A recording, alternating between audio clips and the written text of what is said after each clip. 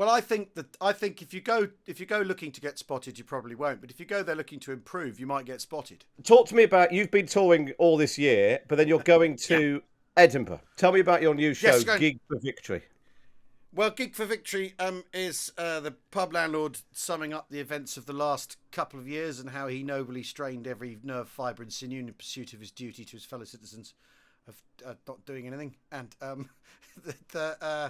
the sort of, I mean, what's really interesting about the pandemic, and obviously this is as much a sort of a hazard as a sort of blessing, is this is the first event I've experienced in my life where absolutely everyone knows everything you're talking about when you talk about it. It's not like, hey, do you remember Scooby-Doo when you were a kid? Because some people don't. It's not, my range of sort of childhood observations. I went to a boarding school, so I can hardly say, hey, do you remember when we used to queue for biscuits at 9 o'clock before we watched The Young Ones with a cup of milk? No one can relate to that. So what's really amazing is if you talk about boosters, everyone knows what you mean. And if you talk about, because they locked us in our homes, all of us, it's quite the most amazing thing. And it's sort of, Dennis Norden said when he died, they ran a really interesting series of obituaries, and he said that it was the best thing starting out as a comedian in 1946 because everyone knew what you were talking about. Everyone knew if you talked about your ration book, your ration card, everyone knew what you were talking about. So you had this commonality of experience that I've not experienced in 30 years of being a comedian before. So that's quite good fun because Brexit, which was such a hot potato for a lot of comics, and for all sorts of reasons. The problem with that as a subject is some people were more interested in it than others. Plenty of people were fed up with it. Plenty of people, were never interested in the first place. Blah blah blah. So immediately you're not on the same ground with an audience. Whereas if you talk about homeschooling, absolutely everyone knows what you're talking about now, which is kind of. It's interesting because does that make your job as a comic easier because you don't need to do the exposition? You just go straight to it. Actually, the jokes, Well, you're yeah. meant to end up doing half a joke. Yeah, I think so. Yeah, your sort of nods and winks are that much easier, and I've always had that with the character because you kind of with a character you're sort of doing that anyway. You're not having to explain why you're talking about things the way you are. It's priced in as they used to say about Boris Johnson, which is now obviously not the case. Yeah, I mean obviously the reciprocal of it though is everyone else has got the same subject matter at their disposal, so you've got to find a way of being original with it and trying to sort of move around and make sure you're not saying the same things as everybody else. But it's a fascinating, and it'll wear off, but it's a fascinating moment to be writing. It's not just an elephant in the room. It's an entire tribe of pachyderms. There's nothing you can do about it. And what about the politics of the pub landlord? Because I know we have spoken about this before, but I went and saw the Alan Partridge live show a few weeks ago, and I felt a bit like the character couldn't quite work out where he was making jokes about Piers Morgan, whereas actually you'd think that the actual real life character of Alan Partridge would agree with Piers Morgan and Priti Patel. Do you know what I mean? And then, so it gets a bit confused. Where are you? What is the politics of the pub landlord versus the politics of Al Murray? And you try to sort of navigate through that. Oh well, we never divulge our real politics, Matt. You know that. No, I mean I don't know. The thing is what he's not. You see, the sort of key thing with the pandemic and the politics around the pandemic, the pub landlord, was that finally he got himself a blitz. He got himself a thing that he'd be able to bore his grandchildren about in older age. So he never went full Tonto maniac, pandemic conspiracy denier. He never went fully in that direction because I'm sort of too fond of him to make him that bananas really. But he, but he did spend a while asking cui bono, which is the sort of pub bore's immediate reflex. But I don't know. He's the thing is that he's a super patriot. So if his country calls on him to do something like lock himself in his house, he'll do it. I mean, it's so the politics is it's interesting because I've kind of what I've liked about the pandemic is because it's topical rather than political in lots of ways. you can kind of move away from having to do. Boris Johnson said this week in Parliament, and the week before he said something else. Which after all there is a. I mean, the leaders' debates have shown this. There's actually not that many people who follow that sort of thing, and there's not actually that many. Some people will have turned on the TV and seen, I don't know, Kemi Badenoch for the first time in their lives, and maybe the last time in their lives. We don't know yet how it's panned out, but you know what I mean. So zeitgeisty rather than, I mean, the pub landlord on Piers Morgan he'd agree with him, but also think he's a ghastly. I thought about the pub landlord the other day. Have you seen Nigel, your great nemesis, of course, Nigel Farage, who you stood against? The great man, yes. He literally does a thing now on GB News called Talking Pints, where him and a guest sit and drink a pint and discuss the news. And you should sue. Well, I don't know. I mean, that might be maybe if the Edinburgh doesn't work out, we'll vexatiously trouble him with some legal letters. I mean, the thing is well, when I started doing the pub landlord a long time ago, and then for quite a while, people are going, "Why are you still doing this?" That mood, that vibe, those people have gone away. They're not important anymore. And then and suddenly coming up on the inside, like there's Farage, and you sort of think these things are they feel fated. We feel bound together by circumstance. Well, have you been turfing out a load of Boris Johnson material, or do you think everyone else going to Edinburgh is like tearing up hours and hours of isn't Boris Johnson a Wally material? Well. One of the things is I'm working with Matt Ford at the moment on the Spitting Image live stage show thing, and we've already we're very good pals, and we've already consigned one entire complete show to the bin, and we're halfway through our second iteration of what the show will be, and I have a feeling that's going to go into the shredder as well, just because we things. I mean, we were in this invidious position of thinking, surely he's got to go. He can't hang on for another minute. This has gone too far. The public have had enough. Blah blah blah. And thinking, I hope he's in next March because that's when we open. Yeah, purely selfish term. Absolutely. And also, but there's also the thing. You now have that thing where he'll be stone cold by the spring. So what do you actually do?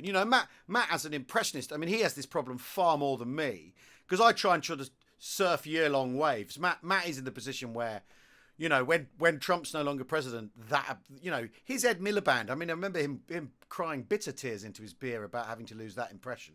That when Ed Miliband was replaced, Matt had this absolutely perfect impression on him, and that of course could never be revived. Although he's back now in a way, and actually, yeah, you're right. Whoever wins, it's going to be much harder to either do an impression of Rishi Sunak or Liz Truss, but also just to generate.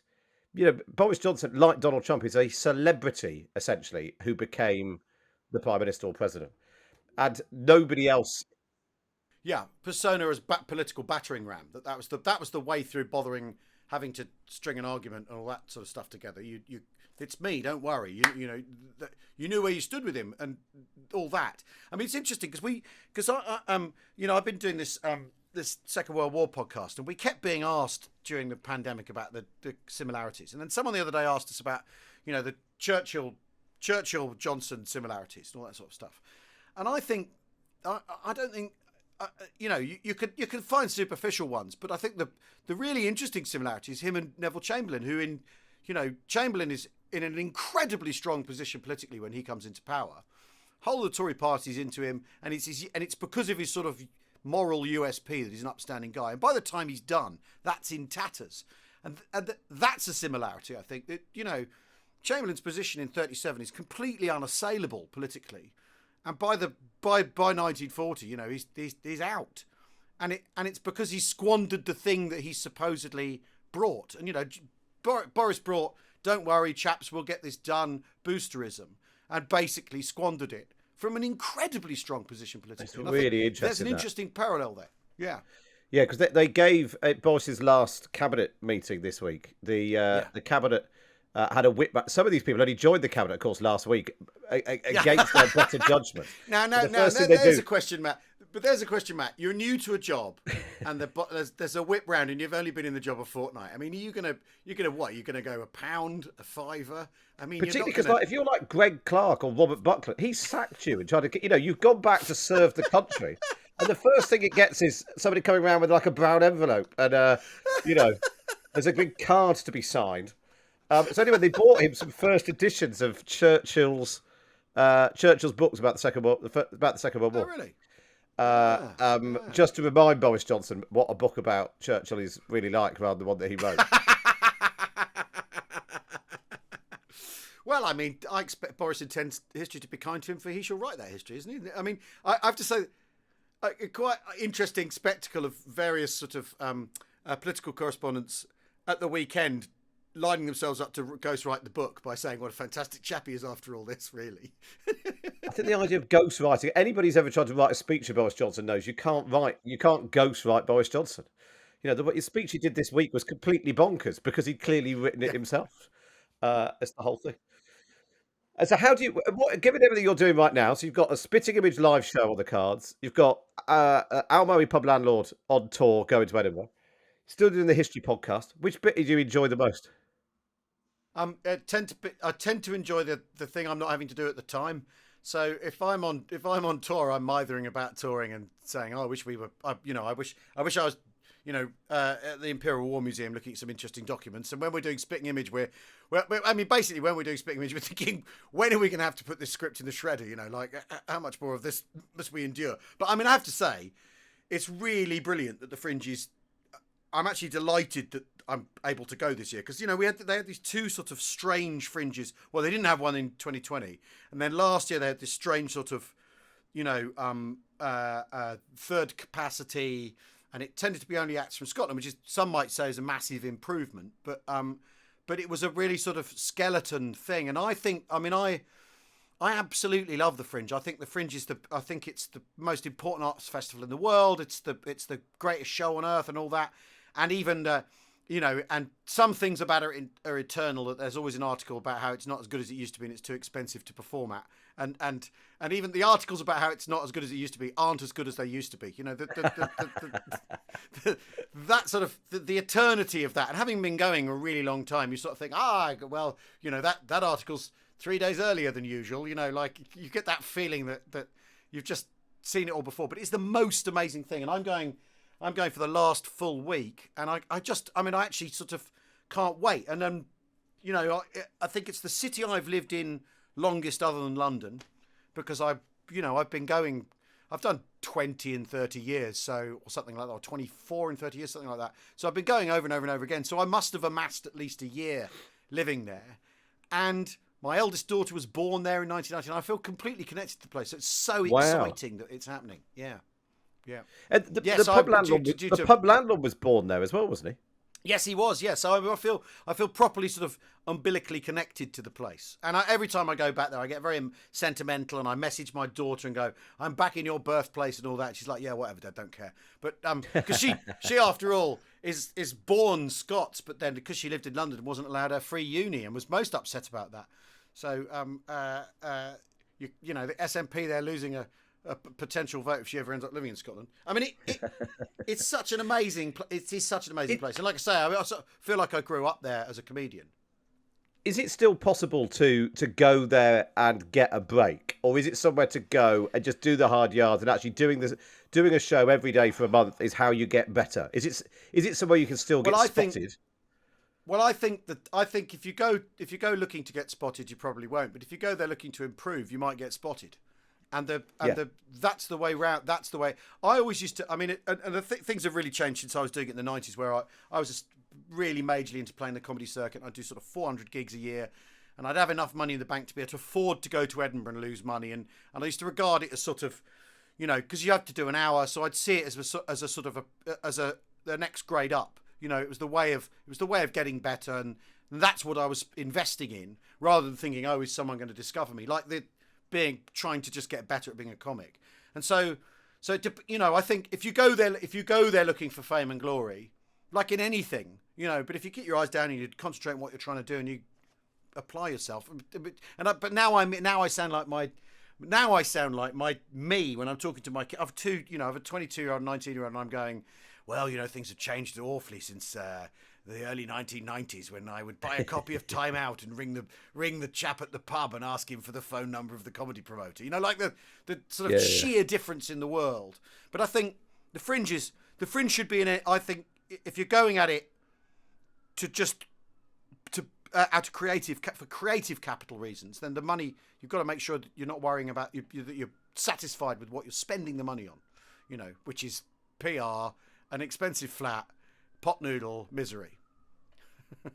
And drink. I seem to remember. I when I went. There was quite a bit. There was quite a made up quite a sizable percentage. Yes. The last thing, the other thing I was going to ask you about. How's Fat Cops going? The band that you formed with a motley crew. Yeah. Well, we basically, we were recording the sort of fortnight before the pandemic broke in March 2020, and Neil, who's the keyboard player, who's a doctor, wouldn't give us a sort of.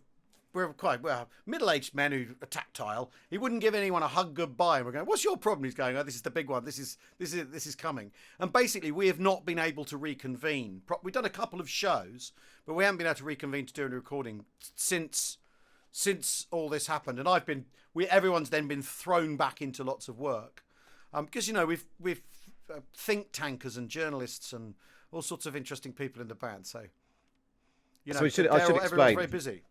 Yes. For people who don't know, so there's Chris Deering, who's a journalist, Chris Eyre, Neil Murray, Ewan McComb, and then Robert Hodgins. Bobby Hodgins, from the Bluebells. Bobby Hodgins, from the Bluebells.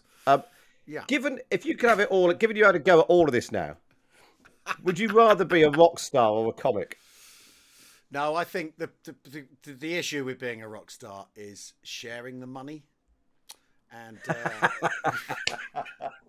I mean, the thing about comedians is, and I can only speak for myself, but we're a tribe, and no one's ever managed to form a trade union, and I think it's because in the end we're sort of mercenary, dagger between our teeth people, who because I used to play in bands when I was in my 20s, and it was the business of being the drummer. I had to get everyone. I had to drive everyone around, and then we'd split the money. The 30 quid would go three ways in my petrol. You know what I mean. Whereas as a comic, you don't have to do any of that. The glory's all mine. You take it all. You take it all. Bum. Yeah, exactly. Al, it's really good to speak to you. Best of luck. If people want to come and see you in Edinburgh, where are you and how can they get tickets? I'm at George Square Assembly, 22nd to the 29th of August. 2 shows on both Mondays. I think I'm on at 8:30, something like that. And they'll find me on my Pub Landlord website or the miracle that is a search engine. And just finally, for comedy purposes, who would you most like to see become Prime Minister? Oh, ouch. I think Liz Truss might deliver. I think... Well, wait and see although what Penny happens. Mordaunt, Penny Mordaunt has got Dare That's Got Out of Hand vibes about her. There's a little bit all the flags and fly-ups and spitfires. There's a little bit Pub Landlord as well. That's definitely where she's pitching. It's really tiny bit, yeah. So maybe Penny Mordaunt, yeah. Why not? I could see the two of you doing a duet, the Pub Landlord and Penny Mordaunt singing, "We'll Meet Again" or something. Oh, we could definitely. If she wins, we'll pitch it. Al, lovely to speak to you. Speak to you soon. Take care. Always. Yeah, get well soon. That's Al Murray there joining us on Times Radio.